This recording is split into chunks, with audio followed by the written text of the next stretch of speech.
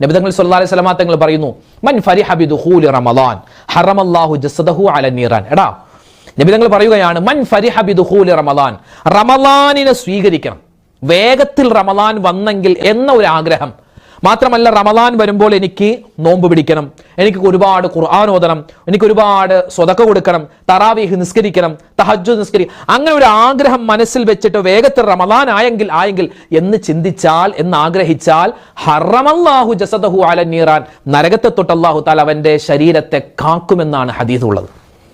അപ്പോ ഈ ഹദീസിൽ പെട്ട ആളുകളായി ഞാൻ നിങ്ങളൊക്കെ മാറിയിട്ടുണ്ടോ എന്ന് ചിന്തിക്കേണ്ട ബാധ്യത നമുക്കുണ്ട്.